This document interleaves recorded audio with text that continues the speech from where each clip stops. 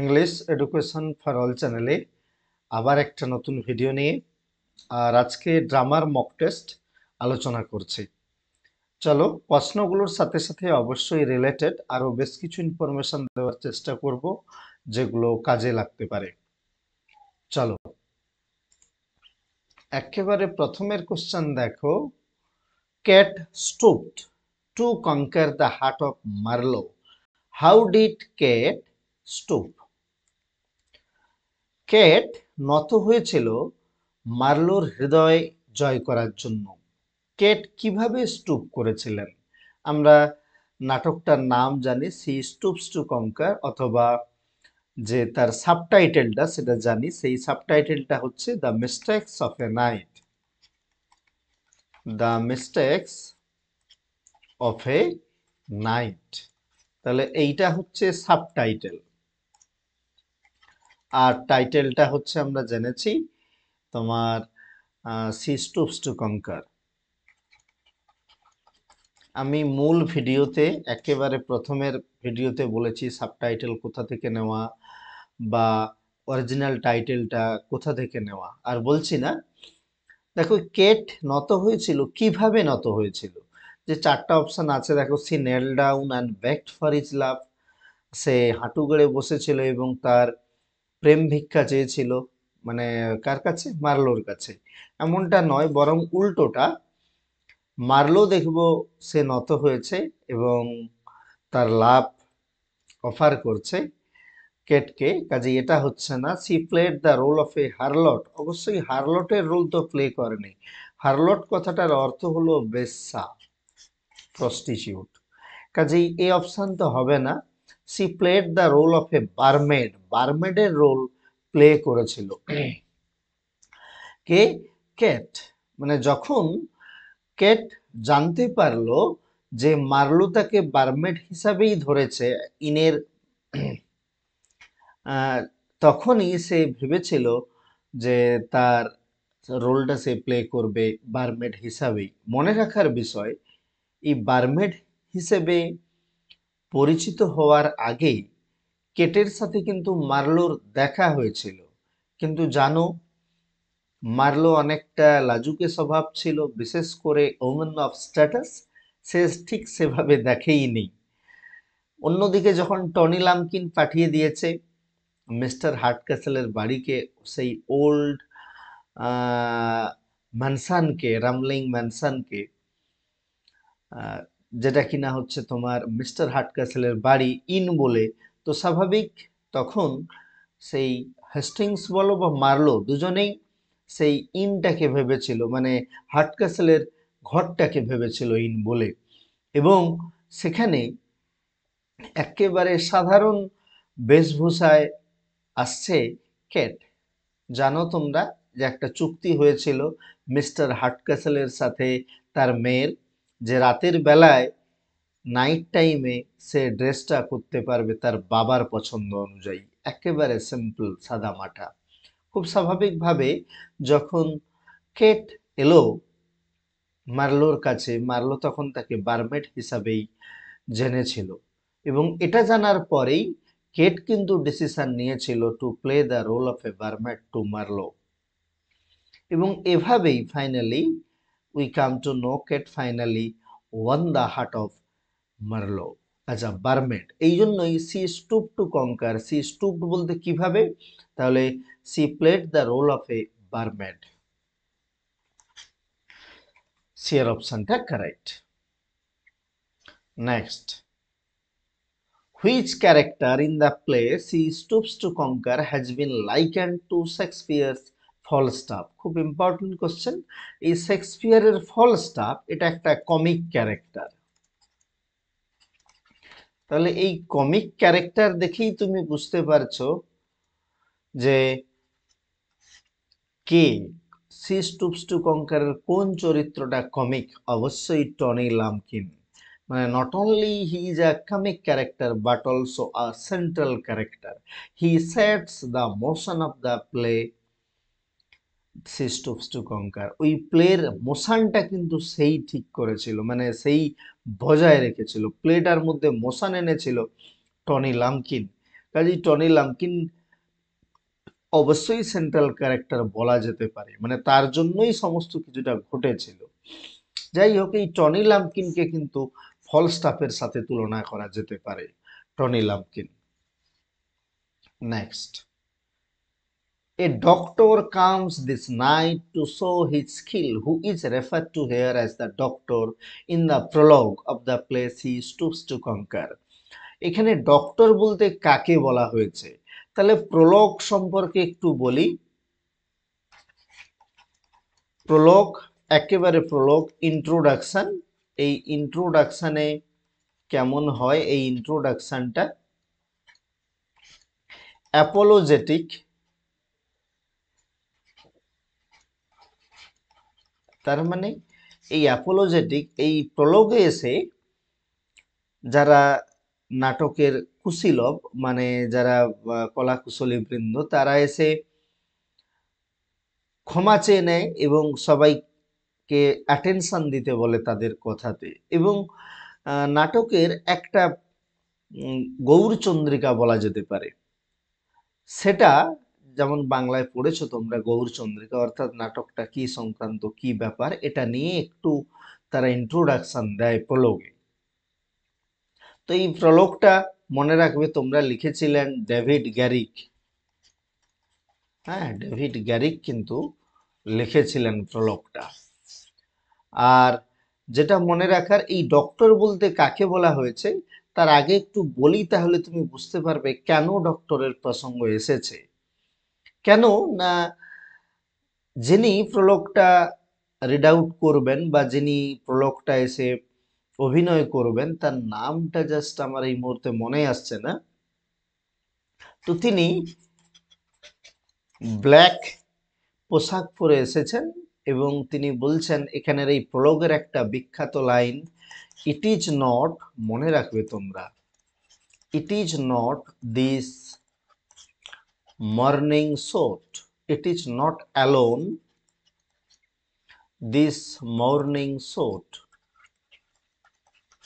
মানে আমি যেই পোশাকটা পরে আছি সেটা কেবলমাত্র যে শোকের পোশাক এমনটা নয়, I have that with in, আমার মধ্যে সেটাও রয়েছে। খুব ইম্পর্ট্যান্ট, এরপরে বলছে কি, I have that with in. কিটা বলছে? আসলে ক্যারেক্টারটার নামটা আমার জাস্ট মনে আসছে না, তোমরা একটু দেখে নিও। সেই ক্যারেক্টার জানাচ্ছে যে আমি এই যে কালো ড্রেসটা পরেছি, এটা কেবলমাত্র যে আমার মর্নিং স্যুট এমনটা নয়, শোকের পোশাক এমনটা নয়, আমার অন্তরের মধ্যেও সেই শোকটা রয়েছে। সেই শোক কিসের জন্য আসছি আমি? আর এই বিখ্যাত লাইনটা কিন্তু নেওয়া হয়েছে হ্যামলেট থেকে। হ্যামলেট কোথা থেকে বললাম? হ্যামলেট থেকে নেওয়া এই বিখ্যাত লাইনটা, এই জন্য গুরুত্বপূর্ণ। তো কেন বলছে যে শোকের পোশাক? সেই চরিত্র এসে বলছে যে আসলে এই সময় দ্য কমিক মিউজ সে মৃতপ্রায় এবং এর জায়গা নিয়েছে সেন্টিমেন্টাল কমেডি। তোমরা জানো সেন্টিমেন্টাল কমেডি কি, যেখানে সেন্টিমেন্টের বহুল ব্যবহার হয়। তো সেই সেন্টিমেন্টাল কমেডি এর জায়গা করে নিতে চলেছে কমিক মিউজ সে মৃতপ্রায়, মৃত্যু তার আসন্ন।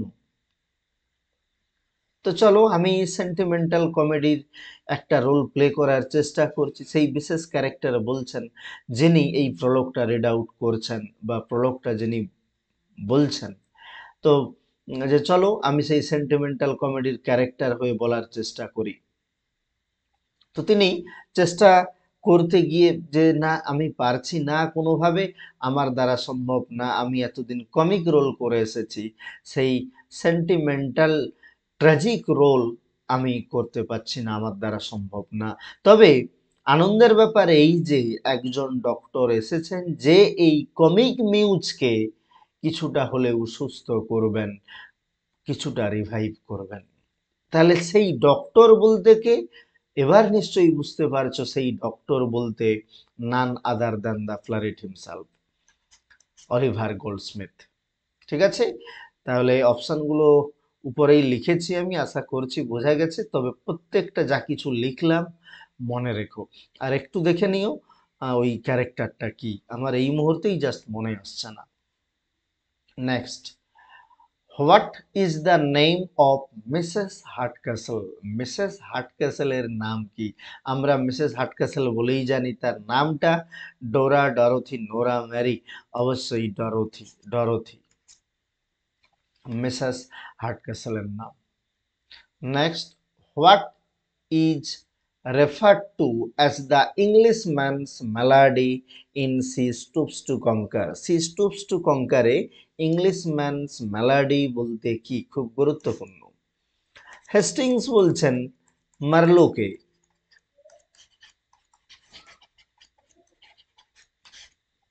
যে আচ্ছা তুমি তো চারিদিক পৃথিবীর প্রায় সমস্ত কোণা ঘুরেছো, কিন্তু তুমি ঠিক মেয়ের কাছে, বিশেষ করে ওম্যান অফ স্ট্যাটাস, তার কাছে গেলেই তুমি কেমন থিতিয়ে পড়ো, তোমার মধ্যে you lack the required self confidence and it is the Englishman's Melody.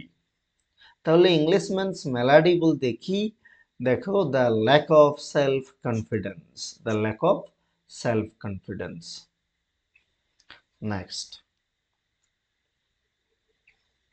Soldiering is the coward's art of attacking mercilessly when you are strong. বুঝতেই পারছো মানেটা, যে সোলজারিং এটা একটা ভীতুর আর্ট, কৌশল ভীতুদের। কেমন কৌশল? না, তুমি অ্যাটাক করবে নির্বিচারে যখন তুমি স্ট্রং। কাদের উপর অ্যাটাক করবে? তোমার শত্রুদের উপর, যারা কিনা দুর্বল তোমার থেকে। এই লাইনটা কি ইন্ডিকেট করছে? এই লাইনটা মনে রাখতে হবে। এই লাইন শুনে মনে হতে পারে এই লাইনটা ব্লান্সলির, না, এটা সার্জিয়াসের। এই জন্যই লাইনটা কিন্তু গুরুত্বপূর্ণ। সার্জিয়াসের কখন বলছে? না, পেটকভ, সার্জিয়াস তারা যুদ্ধ থেকে ফিরেছে, ফিরে তারপর বলছে। আসলে এই সার্জিয়াস ভেবেছিল তার ক্যাভালরি চার্চের জন্য হি উইল বি রিওয়ার্ডেড, তাকে পুরস্কৃত করা হবে, তার প্রমোশন ঘটবে, কিন্তু তা হয়নি। এরপর তার ডিসিলিউশন হচ্ছে কি না, সত্যিই সোলজারিং কিছুই না, একটা ভীতুদের কৌশল। যখন অন্যরা দুর্বল, তুমি স্ট্রং, তাদের উপর তুমি তখন নির্বিচারে আক্রমণ করো। কাজেই সার্জিয়াস যেন কিছুটা ম্যাচিউর হয়েছে, তার romantic ideals about war or of war had somewhat been reduced, কিছুটা হলেও কমেছে, অ্যান্ড হি হ্যাজ বিন ডিসইলিউশনড, কিছুটা হলেও তার মোহভঙ্গ হয়েছে। কাজেই এখানে সার্জিয়াসকে আমরা কিভাবে দেখি? তার রোমান্টিক নোশন কিন্তু তার মধ্যে নেই। The disillusionment of speaker Sergius from the concept of war, যুদ্ধ সম্পর্কে তার যে একটা মোহ ছিল, সেটা থেকে মোহভঙ্গ হয়েছে। কার? সার্জিয়াসের। তাহলে এই কথাটা কিন্তু সার্জিয়াসের, মনে রাখবে। এবং এই কথাটার মাধ্যমে কিটা, তার ডিসিলিউশনমেন্টটা প্রকাশ পাচ্ছে। আর এটা যেহেতু ব্লান্সলি আছে, হবে না, এটাও পেটকভ আছে, হবে না। আর প্রথমটা ছিল, দেখো, সার্জিয়াস ছিল কিন্তু রোমান্টিক নোশন। এই লাইনটা never speaks of any romantic notion, rather it reveals the truth. Next, an incurably romantic disposition, খুব ইম্পর্ট্যান্ট। কারণ আমি জানি না তোমরা এই কোশ্চেনটা যারা মক দিয়েছো, মক টেস্টটা ঠিক করেছো কিনা। এ রোমান্টিক অ্যান্ড ইনকিউরেবলি, আমি ভুল লিখেছি, অ্যান্ড ইনকিউরেবলি, অ্যান্ড হবে এটা, romantic disposition. Whose romantic disposition, তাহলে রোমান্টিক মানেই আমরা সঙ্গে সঙ্গে হয়তো চলে যাব সার্জিয়াসের। এ ভুল করবে না যারা সারফেস লেভেলে পড়েছে। আমরা দেখেছি ব্লান্সলির মধ্যেও রোমান্টিক ডিসপোজিশন ছিল, তা না হলে তার বাবার বিজনেস ছেড়ে সে এসে আর্মিতে যোগ দেয়, প্রথম কথা। দ্বিতীয় কথা, সে যখন ছোট বয়, সে বাড়ি থেকে অনেকবার পালিয়েছে, এটা একটা তার রোমান্টিক ডিসপোজিশন। এবং ফাইনালি সে যখন কোটটা দিতে এসেছে পরের বার, সে কিন্তু কোটটা দিতেই পারতো তার বাড়ির সার্ভেন্টদের দিয়ে, মানে পেটকভের আমাদের সার্ভেন্টকে দিয়ে, সে লৌকা বলো বা নিকোলা বলো, দেয়নি। সে আরেকবার বাড়ির মধ্যে এসেছে যাতে আরেকবার দেখতে পায় কাকে, রায়নাকে। কাজেই তার মধ্যেও কিন্তু রোমান্টিক ডিসপোজিশন ছিল। তাহলে কার রোমান্টিক ডিসপোজিশন? ব্লান্সলির। খুব ইম্পর্টেন্ট লাইন, মনে রেখো, যদি পড়ে ভুল করে এসো না কিন্তু। Capital story, which story is refer to here as the capital story in arms and man? Capital story. দেখো অপশনগুলো যা আছে একবার দেখে নাও। এবার দেখো এই ক্যাপিটাল স্টোরি বলতে কোনটা? এই যে ব্লান্সলি ছিল কার বাড়িতে? রাইনার বেড চেম্বারে বা রাইনার বেডরুমে। এইটা ব্লান্সলি কখনো সে তার বন্ধুকে বলেছে, এবং তার বন্ধু থেকে সেটা পেটকভ এবং অবশ্যই সার্জিয়াস তার কাছ পর্যন্ত এসেছে সেই খবর, ওইটাকেই ক্যাপিটাল স্টোরি বলা হচ্ছে। তবে অবশ্যই ব্লান্সলি নাম মেনশন করে বলেনি যে আমি এই বাড়িতে ছিলাম, সেটাকেই ক্যাপিটাল স্টোরি বলা হচ্ছে। তাহলে এই যে ব্লান্সলি ছিল রাইনার বেডরুমে, এটাই বা তার বেড চেম্বারে, সেটাই ক্যাপিটাল স্টোরি। তাহলে the story about Sergius's cavalry charge হবে না, the story about Bluntschli stay at the bed chamber of Raina, এটা হবে সেকেন্ড অপশনটা, ক্যাপিটাল স্টোরি। মনে রেখো, ভুলো না। Next, you are an abominable little clod of common clay with the soul of a servant. আমি নিশ্চিত, বা যদি কেউ ভুল না করো অবশ্যই আনন্দিত আমি এই question. You are abominable, an abominable little clod of common clay with the soul of a servant who said this to whom? আমার মনে হয় অনেকেই ভুল করেছো। The soul of a servant শুনেই আগে বলবে বলেছে লৌকা নিকোলাকে। না, খেয়াল কর, you are an abominable little clod of common clay, তুমি একটা ঘৃণ্য সাধারণ ভৃত্য, তোমার মধ্যেও সেই মানে ভৃত্যের সোলটা রয়েছে। কে বলেছে? সার্জিয়াস বলেছে। কাকে? লৌকাকে। কখন? কখন না, যখন লৌকা সার্জিয়াসকে জানাচ্ছে যে তুমি কি জানো এই যে যাকে তুমি এত স্নেহ করো বা ভালোবাসো, সেই রায়না, রায়নার ঘরে কিন্তু ম্যান একটা মানুষ ছিল, সেই সৈনিক, তার গলা আমি শুনেছি, কিসব কথা হয়েছে আমি সেটাও শুনেছি। এই সমস্ত কিছু শোনার পর সার্জিয়াস বলছে তুমি মোটেই ঠিক কাজ করোনি, এই মানে এই যে কান পেতে বা আড়ি পেতে শোনা, এটা মোটেই তুমি সার্ভেন্ট সুলভ কাজ করোনি। তারপরেই বলছে যে you are an abominable little clod of common clay with the soul of a servant. এটা মোটেই তুমি মানে সার্ভেন্ট সুলভ কাজ করোনি। তোমার মাস্টার বা মিস্ট্রেসের প্রতি তুমি কি শুনবে? শোনাই উচিত না। এই জন্যই অ্যাবোমিনেবল কিন্তু। ঠিক আছে, কাজেই কে কাকে বলেছে? সার্জিয়াস বলেছে লৌকাকে। ভুল করো না, এমনি পড়েই মনে হবে এটা কার না, এটা হয়তো নিকোলাকে বলেছে লৌকা, মনে হতে পারে কিন্তু ঠিক নয়। অবশ্যই তখনও বলেছে you have the soul of a servant, সেটা বলেছে লৌকা কাকে? তোমার নিকোলাকে। Next, Sergius is compare to Don Quixote for each. Don কুইকজটের সাথে তুলনা করা হয়েছে সার্জিয়াস। সার্ভান্টাসের লেখা ডন কুইক, সার্ভান্টাস বানানটা এইরকম, সার্ভান্টাস।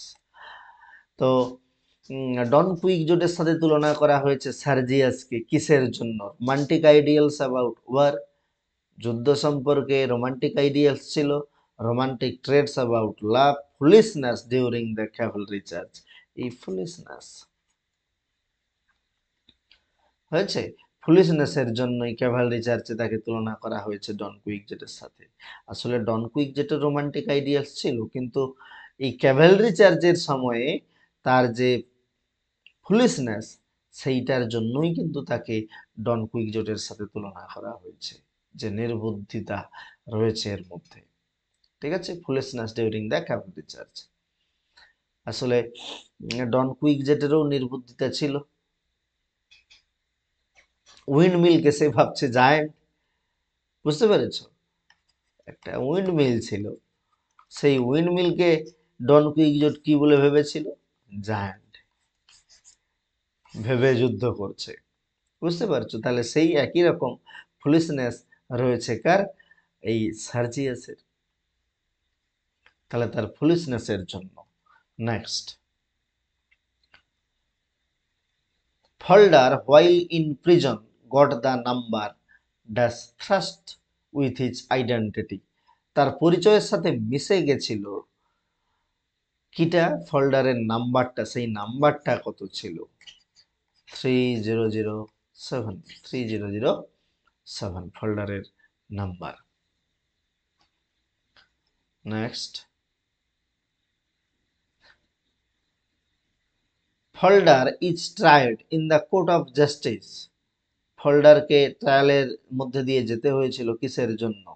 For clandestine relationship with Ruth, রুথের সাথে অবৈধ সম্পর্কের জন্য। এই জন্য কিন্তু তাকে ট্রায়ালে নিয়ে যাওয়া হয়নি। তার প্রধান কারণ ছিল কি? ফরজারি। 9 কে 90 করেছিল, ফরজারি হলো, আর বাকিগুলো কিন্তু হবে না। বেশ, আর এখানে অবশ্যই তোমরা মনে রাখবে ওই ট্রায়ালে তার ডিফেন্সে তাকে ডিফেন্ড করছিল কে? ফ্রম। আর ক্রাউন বা গভর্নমেন্টের কে ছিল? তার নাম ক্লেভার। তাহলে এ হচ্ছে ডিফেন্স কাউন্সিল ফ্রম, আর এ হচ্ছে council for the crown. Crown মানে সরকারের হয়ে, ক্লেভার। মনে রাখবে নামগুলো। Who would have been made guilty of forgery if the misdemeanor of Fulder was not traced out? কে দোষী হতো, কাকে অপরাধী করা হতো ফরজারি নিয়ে, যদি ফল্ডারের এই খারাপ কাজ প্রকাশ্যে না আসতো, যদি না খুঁজে পাওয়া যেত, যদি না চিহ্নিত করা যেত? কে হতো? অবশ্যই ডেভিস, যে বাইরে বিদেশে গেছে। ঠিক আছে, কোথায় গেছে, কোন শিপে গেছে, অবশ্যই আমরা আলোচনা করেছি ফার্স্ট অ্যাক্টে, দেখে নিও যদি প্রয়োজন হয়, বা যে বা যারা দেখোনি। তাহলে কে হতো রেসপন্সিবল? অবশ্যই ডেভিস। কেন কোকেজন দিয়েছিল ডেভিসকে? ঠিক আছে, মনে রাখবে। নেক্সট, আচ্ছা, ওই সংক্রান্ত কিন্তু অনেক তথ্য ফার্স্ট অ্যাক্টে রয়েছে, কবে ফরজারিটা হয়েছিল, বা তোমার কাউন্টার পার্টে কবে ফরজারিটা করেছিল। হয়েছে, কাউন্টার পার্টে একদিনে করেছে, আবার চেকটা একদিনে করেছে। তার অফিস থেকে, ওই ফার্ম থেকে ব্যাংকে যেতে কত সময় লেগেছিল, এমন অনেক প্রশ্ন রয়েছে কিন্তু ফার্স্ট অ্যাক্টে। অবশ্যই যারা দেখোনি দেখে নিও। নেক্সট, আমি আর বলছি না। It is a matter of life and death. Who says this to whom? কে কাকে বলেছে life life matter of life and death? আসলে যখন রুথ দেখা করতে এসেছে ফল্ডারের সাথে, তখন রুথের সাথে দেখা হয়েছে কার? কোকেজনের। এই জন্য রুথ কোকেজনকেই বলছে আমাকে দেখা করতেই হবে, জীবন মরণের প্রশ্ন। তাহলে রুথ বলছে কোকেজনকে। শেষ প্রশ্ন, who among the prisoner is called a philosopher? Philosopher কাকে বলা হয়েছে? দেখো, যারা ছিল তারা হচ্ছে এই মনে, একেবারে মনে, ক্লিফটন ও ক্লিয়ারি, ফল্ডার, এইভাবেই ছিল। কিন্তু পরপর যে ইন্টারভিউ গভর্নর নিয়ে যাচ্ছিল, মনে এ হচ্ছে কি করাত তৈরি করছিল, SAW। ক্লিফটন, ক্লিফটনকেই বলা হচ্ছে ফিলোজফার। আর ক্লিফটন কেন ইম্পর্টেন্ট? এ হচ্ছে এর আই প্রবলেম ছিল, হয়েছে ক্লিফটনের। ও ক্লিয়ারি, এ হচ্ছে ব্যাংকড দ্য ডোর, দরজায় শব্দ করত। আরো একটা গুরুত্বপূর্ণ, এ হচ্ছে আইরিশ জোক বা ফান, এটা করতে পারতো না এবং তার ফলেই নার্ভকে শুধ করার জন্য সে কিন্তু দরজায় ধাক্কা দিয়ে আঘাত করে শব্দ করত। এই যে আইরিশ জোক, কাজেই ইনবর্ন যে আইরিশ জোক সে কাট করতো সেটা সে পারছে না ওই সলিটারি কনফাইনমেন্টে থেকে। কাজেই এদের মধ্যে কে আইরিশ যদি কোশ্চেন পড়ে অবশ্যই ও ক্লিয়ারি। আর ফোল্ডার তো জানো, ফোল্ডার ফোল্ডার অনেক কিছু তথ্য আছে যেটা মনে রাখবে। ফোল্ডার কাজ কি ছিল? Button whole, making button whole হলো, মেকিং বাটন হোল রেডি তৈরি করা ফোল্ডারের কাজ ছিল এই সলিটারি কনফাইনমেন্টে। আরো অনেক তথ্য রয়েছে, তাহলে তবে এইগুলো নিশ্চিতভাবে মনে রাখো। অবশ্যই মনে রেখো সেই ওয়ার্ডারের নাম, তারপর তোমার চ্যাপলিনের নাম হয়েছে, ওয়ার্ডারের নাম উডার, চ্যাপলিনের নাম মিলার। অনেক ভালো প্রশ্ন রয়েছে মিলারকে নিয়ে। অবশ্যই যারা আগের ভিডিও দেখোনি দেখো। আর আজকের সেশন প্রশ্নগুলো বিশেষ করে কেমন ছিল জানিও। আর অবশ্যই মনে রেখো কোশ্চেনগুলো ভুল করে এসো না। Thank you.